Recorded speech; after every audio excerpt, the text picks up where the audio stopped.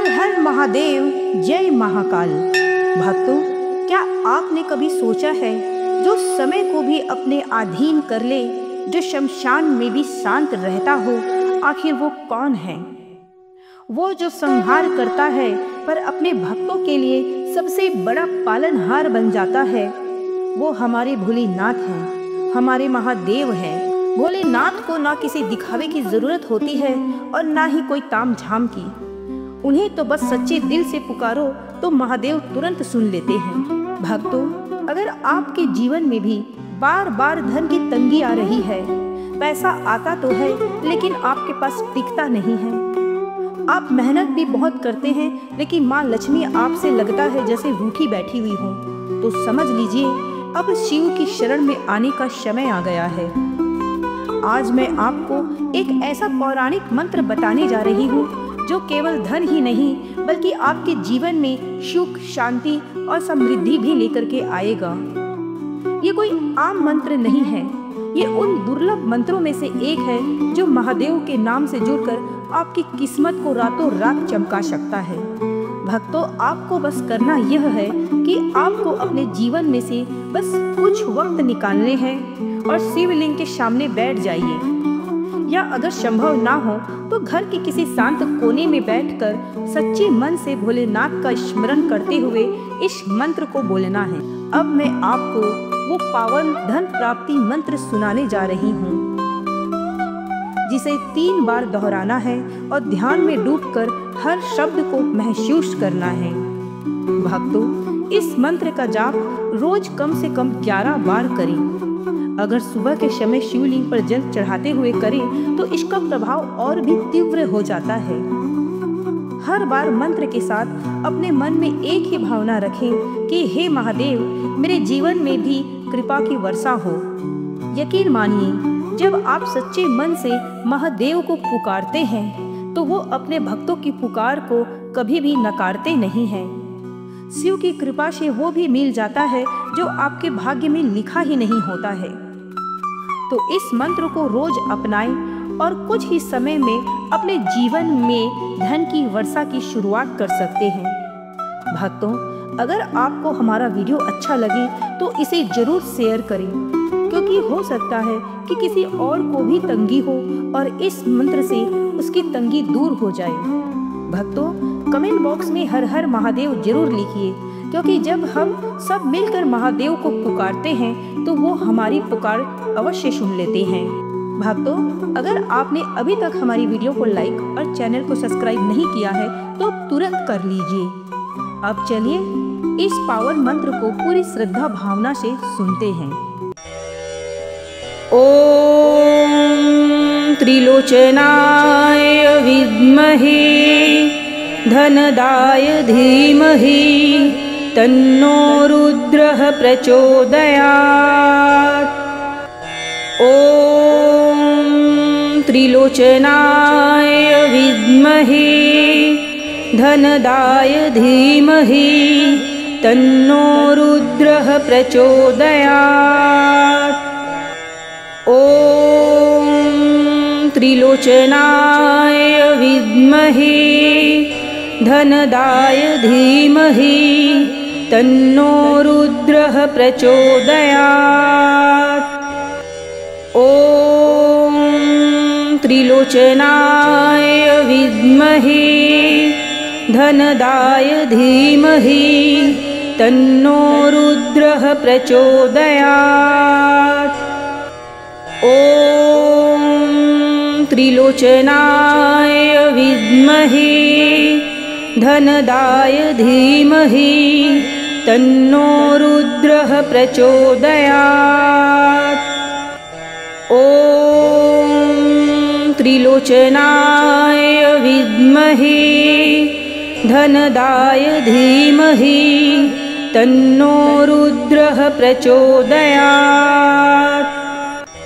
ओम त्रिलोचनाय विद्महे धनदाय धीमहि तन्नो रुद्रः प्रचोदयात्।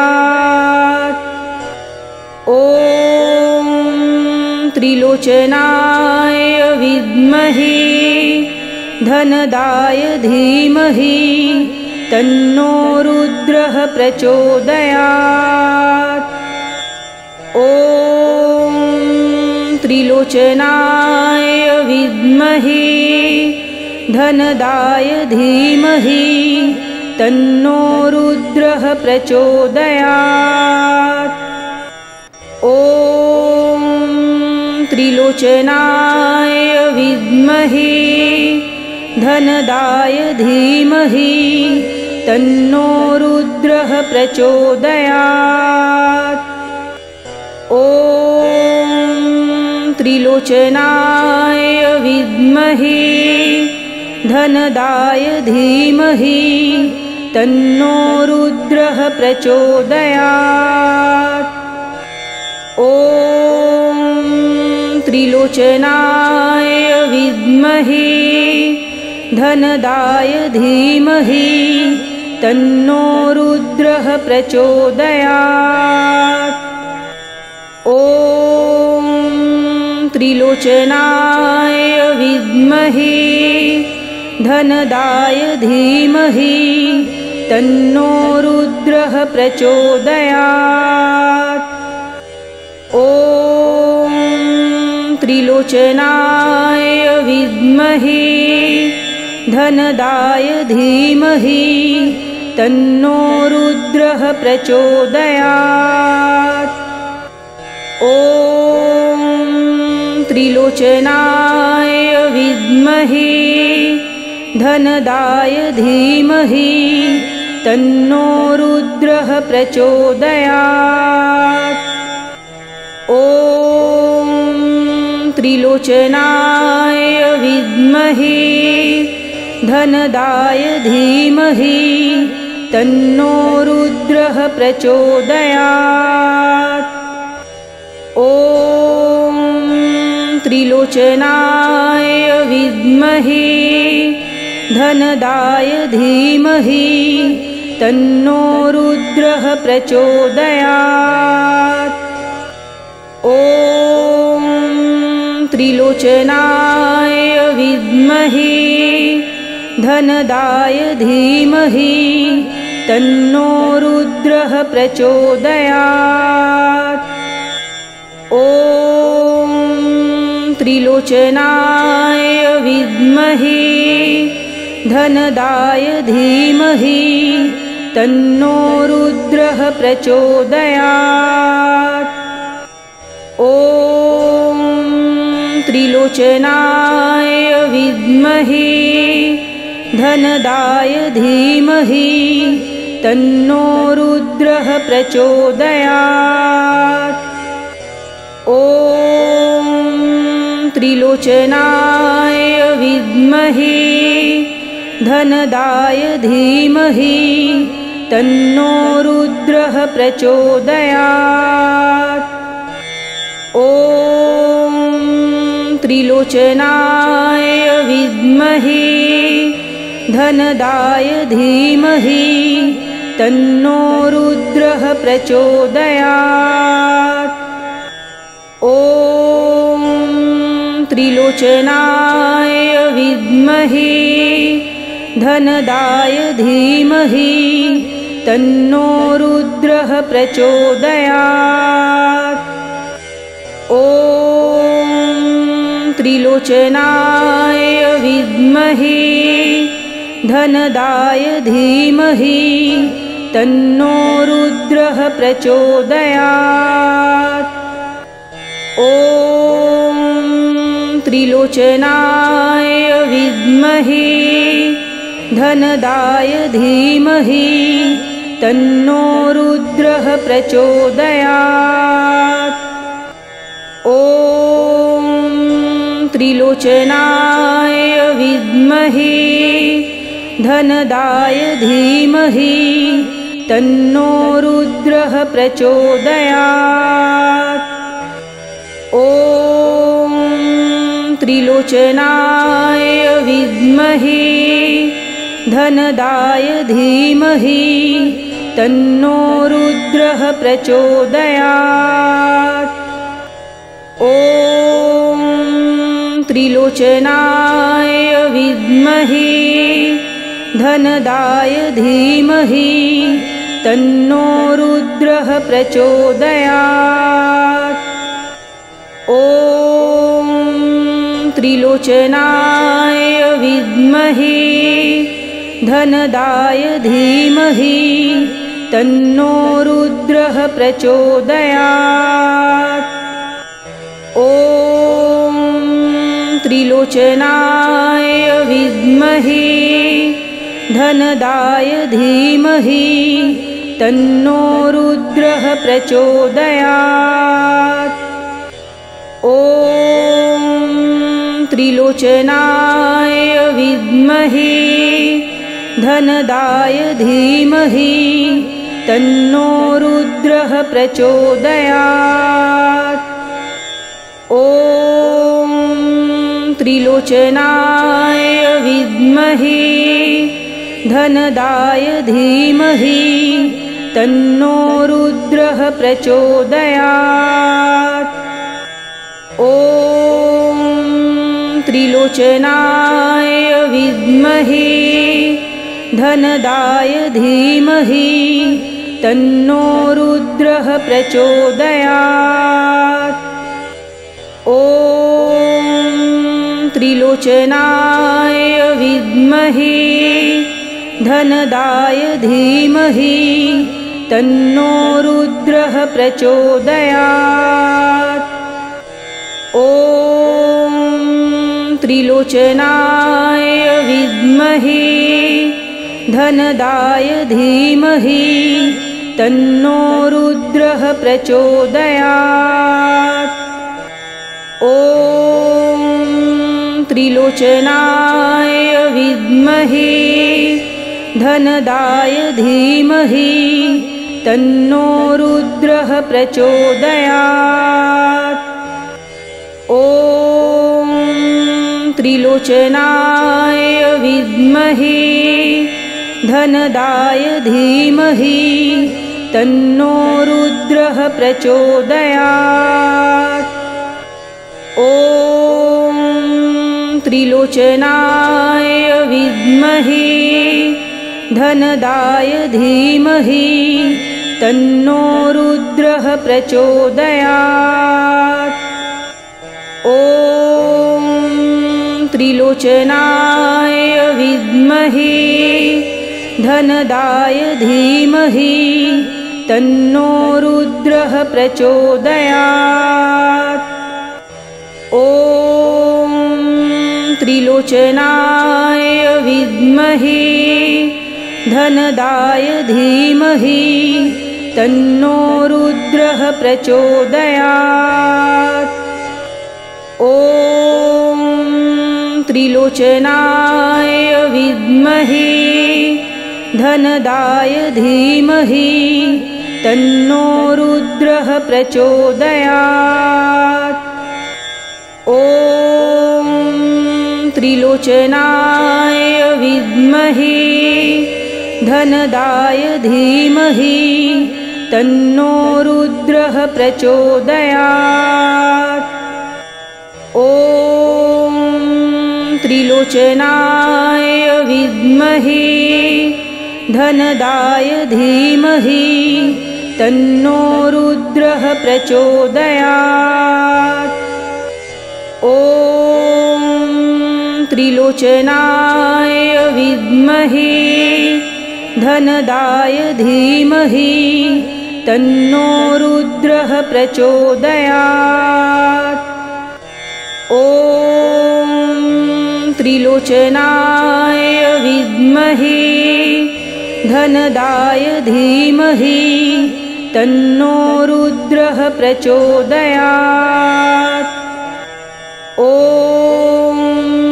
त्रिलोचनाय विद्महे धनदाय धीमहि तन्नो रुद्रः प्रचोदयात्।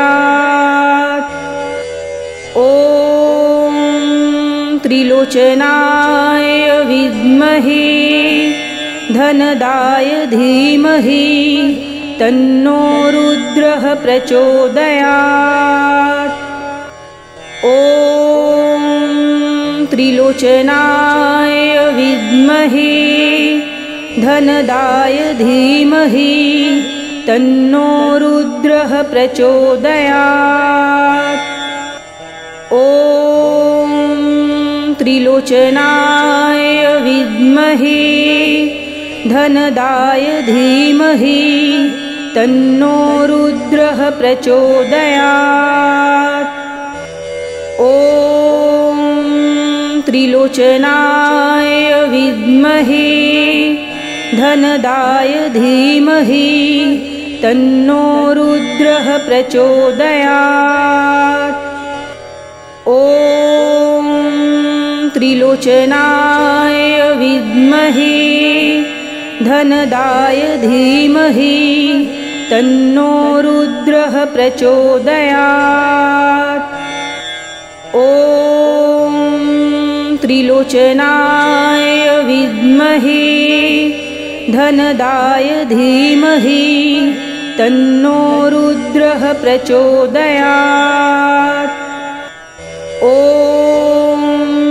त्रिलोचनाय विद्महे धनदाय धीमहि तन्नो रुद्रः प्रचोदयात्। ॐ त्रिलोचनाय विद्महे धनदाय धीमहि तन्नो रुद्रः प्रचोदयात्। ॐ त्रिलोचनाय विद्महे धनदाय धीमहि तन्नो रुद्रः प्रचोदयात्। ॐ त्रिलोचनाय विद्महे धनदाय धीमहि तन्नो रुद्रः प्रचोदयात्। ॐ त्रिलोचनाय विद्महे धनदाय धीमहि तन्नो रुद्रः प्रचोदयात्।